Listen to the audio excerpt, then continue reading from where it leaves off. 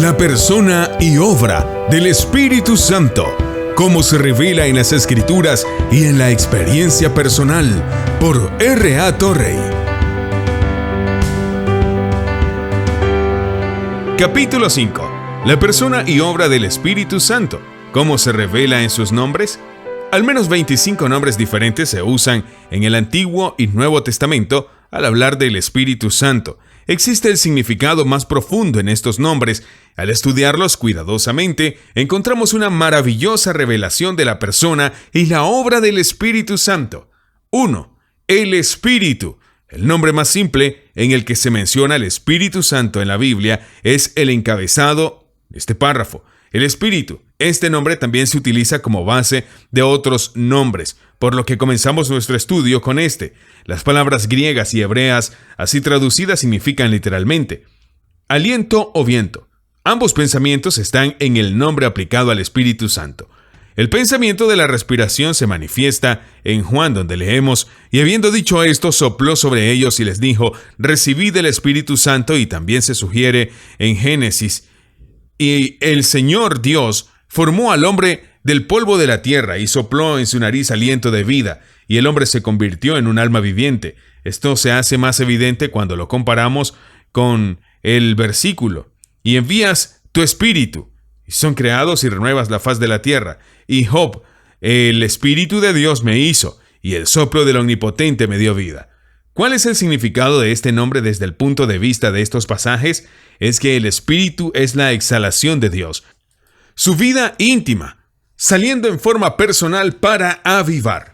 Cuando recibimos el Espíritu Santo, recibimos la vida más íntima de Dios mismo para habitar de manera personal en nosotros. Cuando realmente captamos este pensamiento, es abrumador en su solemnidad. Simplemente deténgase y piense lo que significa tener la vida más íntima de ese ser infinito y eterno al que llamamos Dios, habitando de manera personal en usted. Cuán solemne y terrible, y sin embargo indeciblemente glorioso, se vuelve la vida cuando nos damos cuenta de esto. Número 2. El pensamiento del Espíritu Santo como viento. Lo que nace de la carne, carne es, y lo que es nacido del Espíritu, Espíritu es.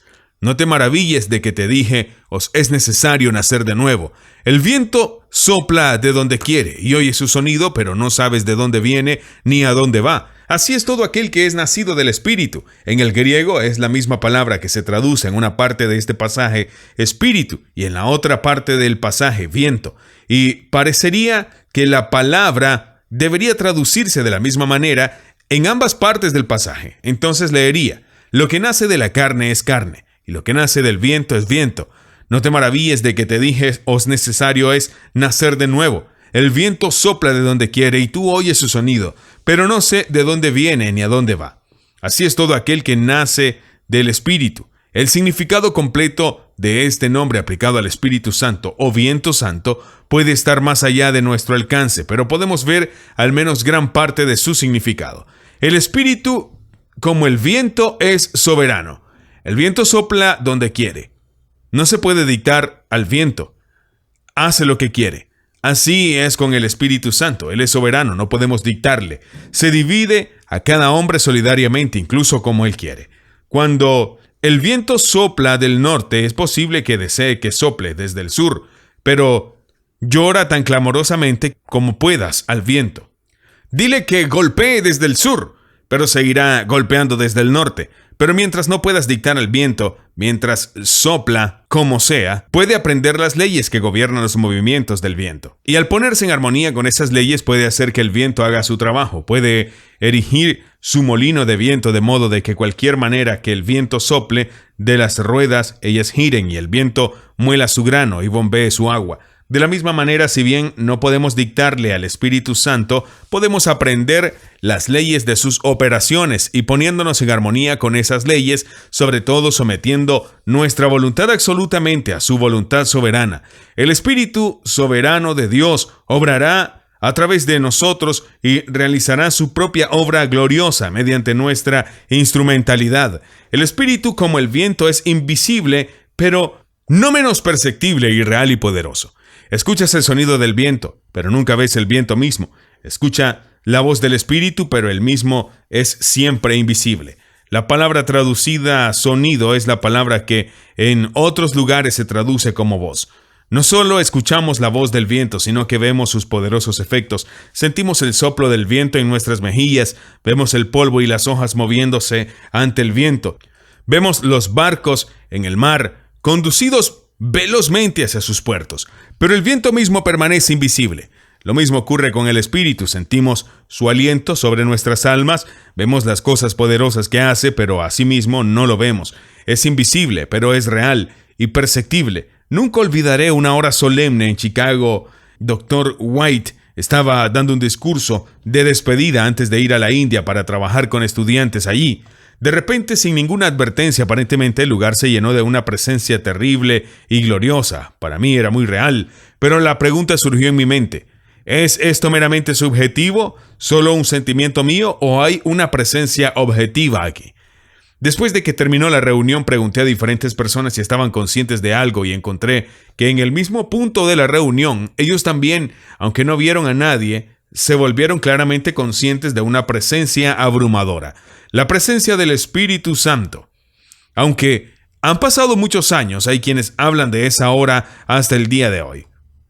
En otra ocasión, en mi propia casa en Chicago, cuando estaba arrodillado en oración con un amigo íntimo, mientras orábamos, parecía como si un invisible y una presencia terrible entró en la habitación. Me di cuenta de lo que Elifaz quiso decir. Entonces, un espíritu pasó ante mi rostro, se erizó el cabello de mi carne. El momento fue abrumador, pero tan glorioso como terrible. Estas son solo dos ilustraciones de las que podrían darse muchas. Ninguno de nosotros ha visto al Espíritu Santo en ningún momento, pero su presencia la hemos sentido claramente y conscientes una y otra vez. Hemos sido testigos de su gran poder y no podemos dudar de su realidad. Ahí son los que nos dicen que no creen en nada que no puedan ver. Ninguno de ellos ha visto nunca el viento, pero todos creen en el viento. Ellos han sentido el viento y han visto sus efectos. Y así nosotros, más allá de toda duda, hemos sentido la poderosa presencia del Espíritu y hemos sido testigos de sus poderosas obras. El Espíritu, como el viento, es inescrutable. No sabes de dónde viene ni a dónde va. Nada en la naturaleza es más misterioso que el viento, pero aún más misterioso es el Espíritu Santo en sus operaciones. Oímos hablar de cuán repentina e inesperadamente en comunidades muy separadas comienza a obrar su poderosa obra. Sin duda, hay razones ocultas por las que Él comienza así su obra, pero muchas veces esas razones son completamente indescifrables para nosotros. No sabemos de dónde viene ni a dónde va. No podemos decir dónde mostrará a continuación su gran y misericordioso poder. El Espíritu, como el viento, es indispensable. Sin viento, que es aire en movimiento, no hay vida. Y por eso Jesús dice, de cierto os digo, que el que no naciere de agua y del Espíritu no puede entrar en el reino de Dios. Si el viento debe dejar de soplar absolutamente durante una hora, la mayor parte de la vida en esta tierra dejaría de existir. Una y otra vez, cuando se emiten los informes de salud sobre las diferentes ciudades de Estados Unidos, se ha encontrado que las 5 ciudades más saludables de Estados Unidos eran 5 ciudades ubicadas en los Grandes Lagos. Muchos se han sorprendido con este informe cuando han visitado algunas de estas ciudades y han descubierto que estaban lejos de ser las más limpias y las más higiénicas en su disposición general, y sin embargo, año tras año este informe ha sido devuelto. La explicación es simplemente esta. Es el viento que sopla desde los lagos lo que ha traído vida y salud a las ciudades. De la misma manera, cuando el Espíritu deja de soplar en cualquier corazón o en cualquier iglesia o comunidad, sobreviene la muerte. Pero cuando el Espíritu sopla firmemente sobre el individuo, la iglesia o la comunidad, abunda la vida espiritual y la salud. Estrechamente relacionado con el pensamiento anterior, como el viento, el Espíritu Santo da vida. Este pensamiento aparece una y otra vez en las Escrituras. Por ejemplo, leemos en Juan, es el Espíritu que da vida. Y en Corintios leemos también, la letra mata, pero el Espíritu vivifica. Quizás el pasaje más sugerente sobre este punto está en Ezequiel. Y cuando miré, he aquí, los tendones y la carne subieron sobre ellos y la piel los cubrió arriba, pero no había aliento en ellos. Entonces me dijo: profetiza al viento, profetiza, hijo de hombre, y di al viento: así ha dicho Jehová. Ven de los 4 vientos, oh aliento, y sopla sobre estos muertos para que vivan. Profeticé, pues, como me había mandado, y el aliento entró en ellos. Vivieron y se pusieron de pie. Un ejército sumamente grande. Israel, en la visión del profeta, era solo huesos, muchísimos y muy secos, hasta que el profeta les proclamó la palabra de Dios. Luego hubo un ruido y un temblor, y los huesos se juntaron, hueso con hueso, y los tendones y la carne llegaron a los huesos, pero todavía no había vida. Pero cuando sopló el viento, el soplo del Espíritu de Dios, entonces pusieron de pie un ejército sumamente grande. Toda la vida en el creyente individual, en el maestro, el predicador y la iglesia, es obra del Espíritu Santo. A veces conocerás a un hombre y cuando lo escuches hablar y observar su conducta, te sentirás repelido y disgustado. Todo en él declara que es un hombre muerto, un cadáver moral, y no solo muerto, sino que se está pudriendo rápidamente. Aléjate de él lo más rápido que puedas. Meses después te encuentras con él de nuevo. Dudas en hablar con él. Quieres salir de su presencia, pero le hablas y él no ha pronunciado muchas frases antes de que notes un cambio maravilloso. Su conversación es dulce, sana y edificante. Todo en sus modales es atractivo y delicioso. Pronto descubrirás que toda la conducta y la vida del hombre se han transformado. Ya no es un cadáver en descomposición, sino un hijo vivo de Dios. ¿Qué le ha sucedido? El viento de Dios ha soplado sobre él. Ha recibido el Espíritu Santo, el viento santo. Algún día de reposo tranquilo visitas una iglesia. Todo sobre el exterior. Los nombramientos de la iglesia son todo lo que se podría desear. Hay una casa de reuniones atractiva, un órgano caro, un coro talentoso, un predicador erudito. El servicio está bien organizado, pero no ha estado mucho tiempo en la reunión cuando se ve obligado a ver que no hay vida, que todo es forma y que no se está logrando nada para Dios o para el hombre. Te vas con el corazón apesumbrado. Meses después tienes ocasión de volver a visitar la iglesia. Los nombramientos externos de la iglesia son muy parecidos a los de antes, pero el servicio no ha avanzado mucho antes de que note una gran diferencia. Hay un nuevo poder en el canto, un nuevo espíritu en la oración, un nuevo control en la predicación. Todo en la iglesia está lleno de la vida de Dios. ¿Qué ha sucedido? El viento de Dios ha soplado sobre esa iglesia. El Espíritu Santo, el viento santo, ha venido. Algún día vas a escuchar a un predicador de cuyas habilidades has escuchado grandes informes mientras se pone de pie para predicar. Pronto se da cuenta de que no se ha dicho demasiado para elogiar sus habilidades desde el punto de vista meramente intelectual y retórico. Su dicción es impecable, su estilo hermoso, su lógica impecable, su ortodoxia más allá de la crítica. Es un placer intelectual escucharlo y sin embargo, después de todo, mientras predica, no se puede evitar un sentimiento de tristeza porque no hay un agarre real, no hay poder real. De hecho, ninguna realidad de ningún tipo en la predicación del hombre. Te vas con el corazón apesumbrado al pensar en este desperdicio de magníficas habilidades. Pasan meses, quizás años, y tú vuelves a encontrarte escuchando a este célebre predicador. ¿Pero qué cambió? La misma dicción impecable, el mismo estilo bello, la misma lógica impecable, la misma elocución hábil, la misma ortodoxia sonora, pero ahora hay algo más. Hay realidad, vida, agarre, poder en la predicación. Hombres y mujeres se sientan sin aliento mientras hablan.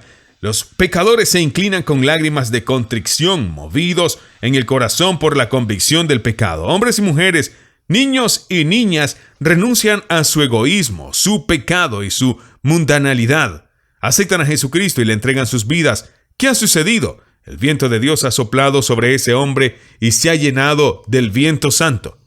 Como el viento, el Espíritu Santo es irresistible. Leemos en Hechos: pero recibiréis poder cuando haya venido sobre vosotros el Espíritu Santo, y me seréis testigos en Jerusalén, en toda Judea, en Samaria y hasta lo último de la tierra. Cuando esta promesa de nuestro Señor se cumplió en Esteban, leemos: y no pudieron resistir la sabiduría y el espíritu con el que habló. Un hombre lleno del Espíritu Santo se transformó en un ciclón. ¿Qué puede resistir el viento? Cuando St. Cloud, Minnesota, fue golpeada por un ciclón hace años, El viento levantó vagones de carga, cargados, y se los llevó fuera de la vía. Arrancó un puente de hierro de sus cimientos, lo retorció y lo arrojó. Cuando un ciclón visitó San Luis, Missouri, cortó postes de telégrafo, un pie de diámetro, como si fueran pipas. Cortó árboles enormes cerca de la raíz. Cortó la esquina de ladrillo de edificios por donde pasaba como si los hubieran cortado con un cuchillo. Nada podría estar delante de él, y así nada puede estar delante de un predicador de la palabra lleno del Espíritu.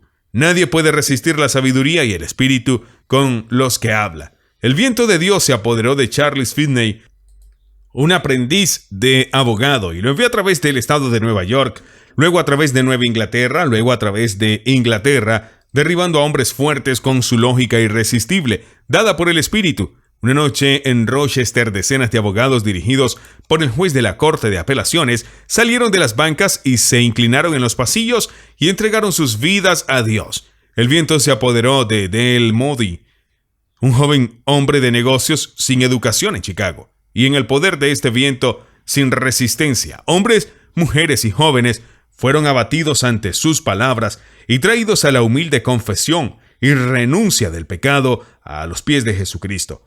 Y llenos de la vida de Dios, han sido los pilares en la iglesia de Gran Bretaña y en todo el mundo desde entonces. La gran necesidad de las personas, las iglesias y los predicadores hoy en día es que el viento de Dios sople sobre nosotros. Gran parte de la dificultad que muchos encuentran, Jesús respondió: de cierto, te digo, que el que no nace del agua y del Espíritu no puede entrar en el reino de Dios. Desaparecería si solo tuviéramos en cuenta que Espíritu significa viento, y traduzca el versículo literalmente, todo el tiempo. Excepto que un hombre nazca de agua y viento, no puede entrar en el reino de Dios. Entonces, el pensamiento parecería ser: excepto que un hombre nazca de el poder purificador y vivificante del Espíritu, o de la palabra purificadora, y el poder vivificador del Espíritu Santo. El Espíritu de Dios. En la Biblia se habla con frecuencia del Espíritu Santo como el Espíritu de Dios. Por ejemplo, leemos en 1 Corintios: ¿no sabéis que sois templo de Dios y que el Espíritu de Dios mora en vosotros?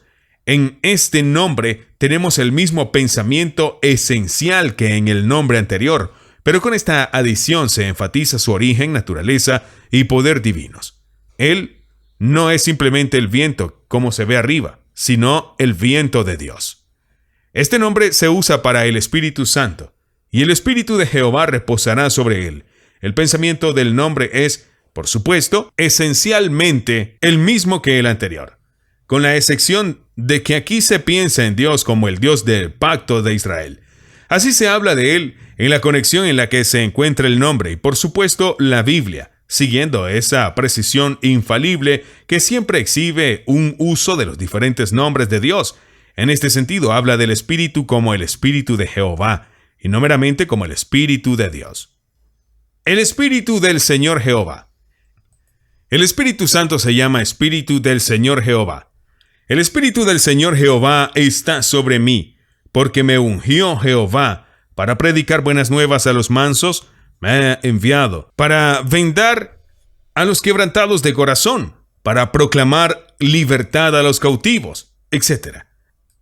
Aquí se habla del Espíritu Santo, no meramente como el Espíritu de Jehová, sino como el Espíritu del Señor Jehová, debido a la relación en la cual a este respecto se habla de Dios mismo, no meramente como Jehová, el Dios del pacto de Israel, sino como el Señor de Jehová Israel, y su Dios que guarda el pacto.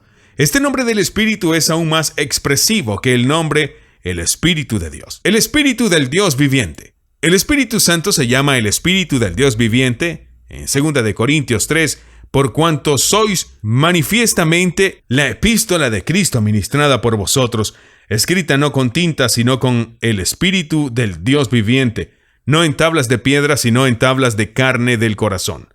¿Cuál es el significado de este nombre? Queda claro por el contexto. El apóstol Pablo está estableciendo un contraste entre la palabra de Dios escrita con tinta sobre pergamino y la palabra de Dios escrita en tablas que son corazones de carne, por el Espíritu Santo, quien en este sentido es llamado el Espíritu del Dios vivo. porque Él hace de Dios una realidad viva en nuestra experiencia personal en lugar de un mero concepto intelectual. Hay muchos que creen en Dios y que son perfectamente ortodoxos en su concepción de Dios, pero después de todo, Dios es solo para ellos una preposición teológica e intelectual. Es obra del Espíritu Santo para hacer de Dios algo mucho más que una noción, por muy ortodoxa que sea. Él es el Espíritu de los vivos, Dios, y es su obra hacer de Dios un Dios vivo para nosotros, un ser a quien conocemos, con quien tenemos conocimiento personal, un siendo más real para nosotros que el amigo humano más íntimo que tengo. ¿Tienes un Dios real? Bueno, puede que lo hayas hecho. El Espíritu Santo es el Espíritu del Dios viviente y Él puede y está dispuesto a dar a un Dios vivo para hacer a Dios real en tu experiencia personal. Hay muchos que tienen un Dios que una vez vivió y actuó y habló. Un Dios que vivió y actuó en la creación del universo, que tal vez vivió y actuó en los días de Moisés y Elías y Jesucristo y los apóstoles, pero que ya no vive ni actúa. Si existe, se ha retirado de cualquier actividad. Parte de la naturaleza o de la historia del hombre. Creó la naturaleza y dio sus leyes y poderes, y ahora lo deja para que se ejecute por sí mismo. Creó al hombre y lo dotó de sus diversas facultades, pero ahora ha dejado el trabajo en su propio destino. Pueden ir más lejos que esto. Pueden creer en un Dios que habló con Abraham y Moisés, y David e Isaías, y a Jesús y a los apóstoles, pero que ya no habla. Podemos leer en la Biblia lo que habló a estos diversos hombres, pero no podemos esperar que Él nos hable. En contraste con estos, es obra del Espíritu Santo, el Espíritu del Dios vivo, para darnos a conocer un Dios que vive, actúa y habla hoy. Un Dios que está dispuesto a acercarse a nosotros, tanto como con Abraham, como Moisés, como a Isaías o a los apóstoles o a Jesús mismo. No es que tenga nuevas revelaciones que hacer. Guió a los apóstoles a toda la verdad, pero aunque ha habido una revelación completa de la verdad de Dios hecho en la Biblia, Dios todavía vive hoy y nos hablará tan directamente como habló a sus escogidos de antaño. Bienaventurado el hombre que conoce al Espíritu Santo como el Espíritu del Dios vivo y por tanto tiene un Dios real, un Dios que vive hoy, un Dios del que puede depender hoy para emprender por Él, un Dios con el que disfruta una íntima comunión personal, un Dios al que puede alzar la voz en oración y que le responde.